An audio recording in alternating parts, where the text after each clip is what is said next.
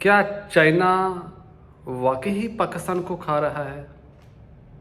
आइए कुछ फैक्ट्स के साथ बात करते हैं। पाकिस्तान की जो इकोनॉमी है उसकी जो मेजर ड्रॉबैक है वो इनएबिलिटी टू इंक्रीज एक्सपोर्ट्स है, क्योंकि हमारी एक्सपोर्ट्स नहीं बढ़ रही और हमारी जो करेंसी है वो डेप्रिसिएट हो रही है विद रेट ऑफ 6.4%, जो कि हाईएस्ट रेट है of currency depreciation of any major country in the same development cycle that Pakistan is in.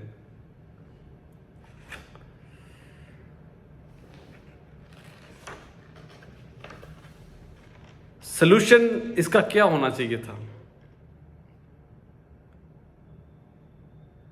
I have no doubt that in renegotiation of the FTA with China or its complete scrapping will do exactly that.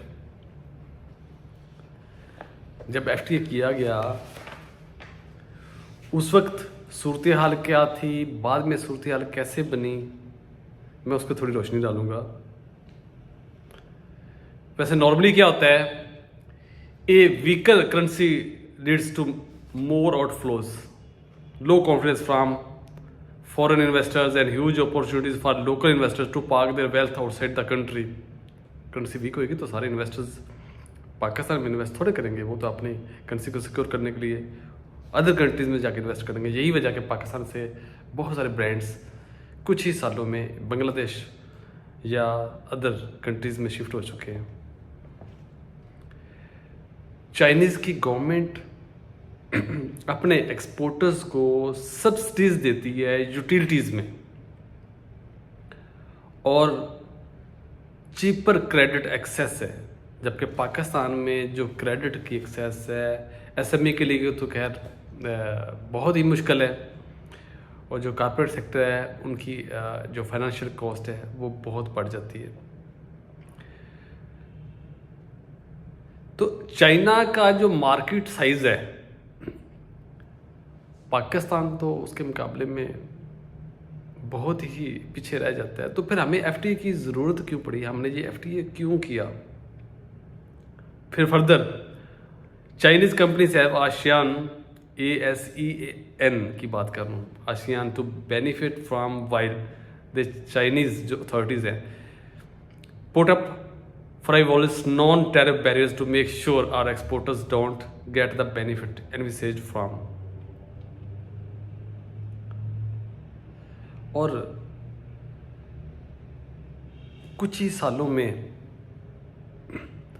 Pakistan में जो manufacturing हो भी सकती थी, यानी जो potential था कि पाकिस्तान में भी वो चीज़ें प्रोड्यूस होती, मैं इशारा उधर ही करूँगा जो आजकल हम बहरान है इंपोर्ट का पाकिस्तान में, स्पेशली स्पेयर पार्ट्स का, रॉ मटेरियल्स का, इनपुट्स का। तो बहुत सारी आइटम्स ऐसी भी थी जो उस वक़्त भी पाकिस्तान में प्रोड्यूस हो रही थी, प्लस बहुत सारी आइटम्स ऐसी भी थी जिनका पोटेंशियल पाकिस्तान में था कि ये पाकिस्तान में प्रोड्यूस हो सकती हैं, उनको भी एफटीए की लिस्ट में डाला गया और वो भी चीज़ें पाकिस्तान में प्रोड्यूस होने की बजाय पाकिस्तानियों ने फिर चाइना से ही इंपोर्ट करना शुरू कर दी।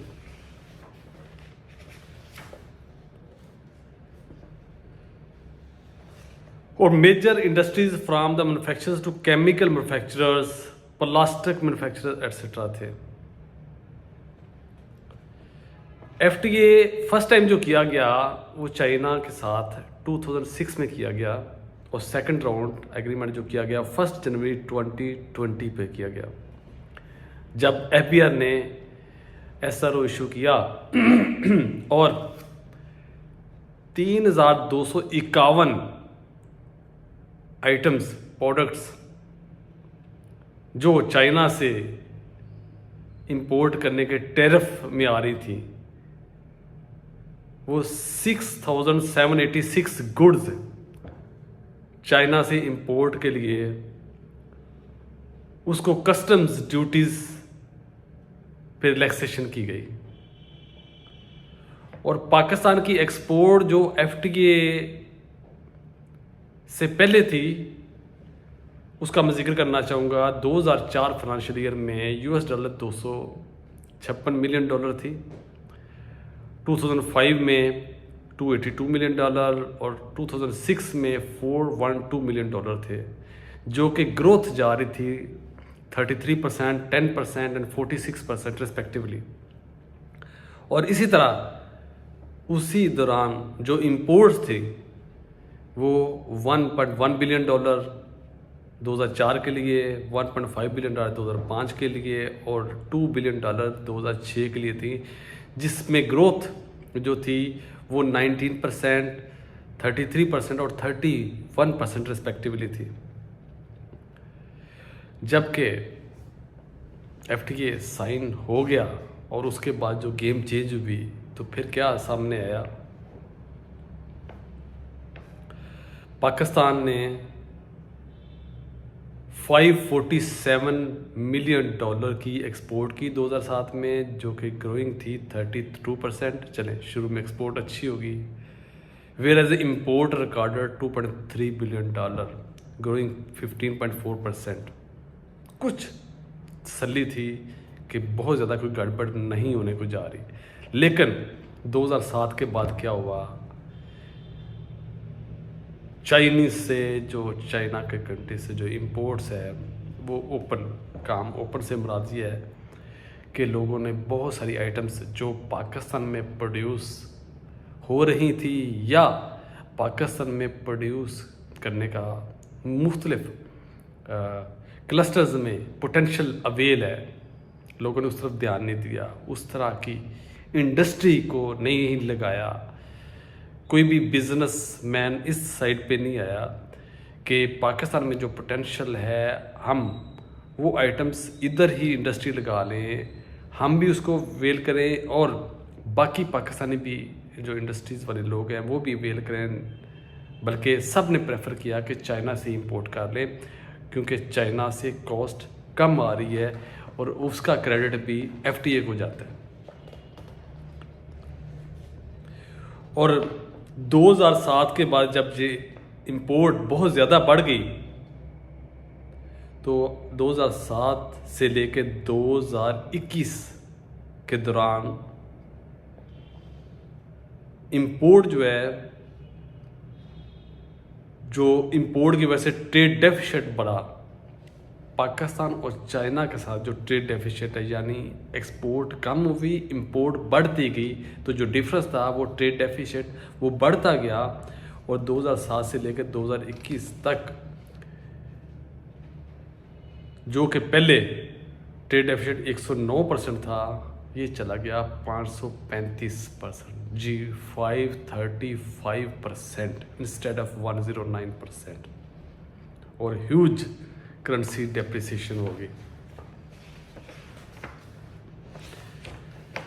और इस तरह से जो एसएमई सेक्टर, आपको पता है पाकिस्तान का जो एसएमई सेक्टर है ऑलमोस्ट कोई 94% है द होल इकोनॉमी है।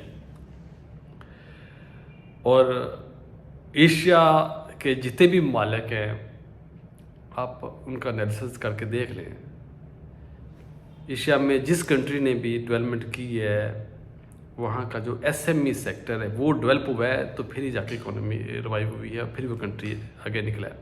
तो पाकिस्तान की एसएमई जो सेक्टर था वो बहुत ही बहरान का शिकार हुआ, क्योंकि आपको पता है बिजनेस में दो अहम चीज़ें होती हैं, दो मेन पॉइंट होते हैं बिजनेस के लिए, cost of doing business and ease of doing business. तो ये कॉस्ट ऑफ डूइंग बिजनेस और ईज ऑफ डूइंग बिजनेस दोनों में ही पाकिस्तान इस एफटीए के इवज़ हम दोनों ही बेनिफिट लेने से आउट हो गए। यानी ये क्रेडिट भी एफटीए को जाता है कि हम कॉस्ट ऑफ डूइंग बिजनेस और ईज ऑफ डूइंग बिजनेस में हम लॉस में चले गए। और ये बातें मैं नहीं कह रहा, ये फैक्ट्स एंड फिगर्स मुख्तलिफ डिपार्टमेंट्स के जो मुख्तलिफ डिपार्टमेंट्स है गवर्नमेंट ऑफ पाकिस्तान के, वहाँ से रिलीज़ हुए हैं। और बहुत सारी जो फैक्ट्स हैं वो स्टेट बैंक ऑफ पाकिस्तान ने डाटा दिया। इस तरह से आज का जो बहरान है, मैं तो ये कहूँगा कि इसका भी सिरा जो है वो चाइना के FTA को ही जाता है, क्योंकि मेजर जो गैप आया वो चाइना से इंपोर्ट की वजह से आया, क्योंकि मेजर इंपोर्ट्स स्पेयर पार्ट्स वो चाइना से ही इंपोर्ट होने लगे। जो लोकल इंडस्ट्रीज़ थी वो काफ़ी सारी बंद भी होने लगी और कुछ तो कोलैप्स हो गई। और ऐसा कि जो इनपुट्स पाकिस्तान में एक मुख्तलिफ क्लस्टर्स जिसका पोटेंशियल रखते हैं उसको भी अवेल ना किया गया, ना ही इंडस्ट्री ने उस पर ध्यान दिया इस साइड पे, ना ही गवर्नमेंट की तरफ से कोई इसकी प्रॉपर प्लानिंग की गई कि इंडस्ट्री डेवलप होने की बजाय कोलैप्स हो रही है, तो उसके बारे में कोई प्रॉपर प्लानिंग या कोई साउंड डिसीजन मेकिंग ना की गई। तो local ceramics, electrical and medical equipment, clipboard, plywood industries have been vastly affected due to cheap imports from China. मैं तो यहाँ तक कहूँगा जो चीज़ें जितने भी यहाँ से मिल रही थी उससे सस्ती और बहुत सारी चीज़ें क्रेडिट पे भी चाइना से मिलना शुरू हो गई। और ये भी ऐड करता जो ना FTA जो साइन आसियान यानी ASEAN कंट्रीज़ के साथ हुआ वो 2010 में हुआ था। उसके बाद भी पाकिस्तान ने उसको रिव्यू करना चाहिए था कि हम FTA के बाद अब क्या डिसीजन होना चाहिए। और चाइना भी चूँकि खुद भी टेक्सटाइल्स में है, तो पाकिस्तान की जो टेक्सटाइल्स है वहाँ में कोई पाकिस्तान की एक्सपोर्ट टू चाइना उसमें कोई बेनिफिट पाकिस्तान को नहीं मिला। अब मैं फिगर्स देना चाहूँगा कुछ चाइना से जो हमारी ट्रेड हुई, जो पाकिस्तान की एक्सपोर्ट चाइना से फिर इंपोर्ट और बैलेंस ऑफ ट्रेड जो पाकिस्तान कर रहा, मज़े की बात यह है ये तो खैर FTA से पहले ही ट्रेड डेफिसिट में जा रहा था, उस वक्त भी सरप्लस नहीं था, यानी हमारी एक्सपोर्ट कम थी, इंपोर्ट ज़्यादा थी। मैं फिगर बताता हूँ, 2004 में हमारी एक्सपोर्ट थी $256 मिलियन और इंपोर्ट थी $1143 मिलियन, यानी 887 यानी $887 मिलियन का ट्रेड डेफिसिट था। 2005 में 1246 मिलियन का ट्रेड डेफिसिट हो गया। जब FTA साइन हुआ 2006 में तो उस वक्त ट्रेड डेफिसिट था $1598 बिलियन। और अगले ही साल उसमें खातर खा इजाफा होना शुरू हो गया, जो कि 2008 में ट्रेड डेफिसिट बढ़ के $2355 मिलियन हो गया। और ये बढ़ते बढ़ते एक भी साल आज तक ऐसा नहीं आया कि पाकिस्तान का जो ट्रेड बैलेंस है चाइना के साथ सरप्लस हुआ है, वो ट्रेड डेफिसिट ही हुआ और डेफिसिट में ही बरकत बढ़ती गई, हमारी एक्सपोर्ट में बरकत नहीं पड़ी।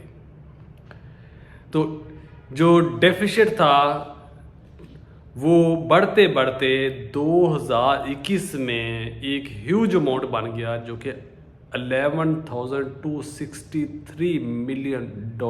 जी मैं दोबारा बोलूँगा, 2021 में जो ट्रेड बैलेंस है वो डेफिसिट फिगर जो है, यानी पाकिस्तान की जो एक्सपोर्ट 2021 में चाइना को हुई वो सिर्फ 2044 यानी $2044 मिलियन थी, जबकि इंपोर्ट 13,000 यानी 13,306 मिलियन और इस तरह से ट्रेड डेफिसिट बढ़ के $11,263 पे चला गया, जो कि एवर है हाई ट्रेड डेफिसिट है पाकिस्तान का चाइना के साथ। और पाकिस्तान में अलमिया ये है अभी भी इसके बारे में कोई खातर खा प्लानिंग नहीं है।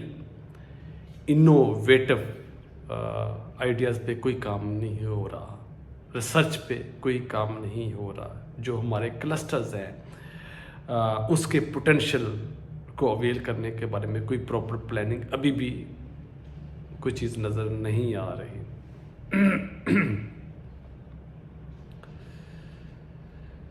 According to the State Bank of Pakistan, Pakistani products having greater export potential were given no concession in China's offer list. ये भी बात मैं नहीं कर रहा, स्टेट बैंक ऑफ पाकिस्तान की तरफ से ये खबर आई कि पाकिस्तान के ड्राई फ्रूट्स या पाकिस्तानी प्रोडक्ट्स को ग्रेटर एक्सपोर्ट पोटेंशियल नहीं दिया गया चाइना की कंसेशन लिस्ट में। यानी पाकिस्तान के जो ड्राई फ्रूट एक्सपोर्ट्स हैं उनको टैरिफ चाइना ने लगाया 25%, सेमी मिल्ड राइस को लगाया 65%, फुटवेयर को लगाया 24%, गारमेंट्स को 16%, telephone sets, electronic raw material included in the tariff elimination list for China. तो आप किस किस पॉइंट पे एफटीए की तारीफ़ करेंगे और कितना ही वाइजली इसको ड्राफ्ट किया गया होगा, कितने ही लोगों ने मीटिंग्स की होंगी और पाकिस्तानी अवाम के जो टैक्स की कितनी अमाउंट इन नेगोशिएशंस में, इंटरनेशनल विजिट्स में, मीटिंग्स में कितना एक्सपेंस आया होगा। और पाकिस्तान गवर्नमेंट ने इसको सेलिब्रेट भी किया कि हमने एफटीए कर लिया है। और जो ग्राउंड रियलिटीज़ हैं वो जिसको सामने आ रही हैं वो सोचने पे मजबूर है। अब देखिए, अगर इसका सलूशन की तरफ अगर आएँ कि अब सलूशन क्या है, पहली बात तो सलूशन ये कि मेरी राय के मुताबिक एफटीए फौरी तौर पे ख़त्म कर देना चाहिए और हमें फौरी तौर पे चाइना की जो प्रोडक्ट्स हैं उसकी बदले हमें सब्स्टिट्यूट पाकिस्तान में ढूंढना चाहिए।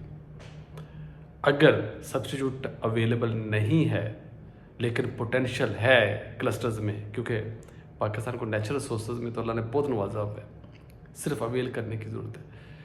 तो क्लस्टर्स को डेवलप करके इधर इंडस्ट्री लगाई जाए। और देखें, ज़हन में रखिएगा, अगर पाकिस्तान में इंडस्ट्री डेवलप ना की गई और हम इसी तरह इंपोर्ट ही करते रहे तो फिर ये जो करंट बहरान चल रहा है ये कभी भी ख़त्म होने वाला नहीं है।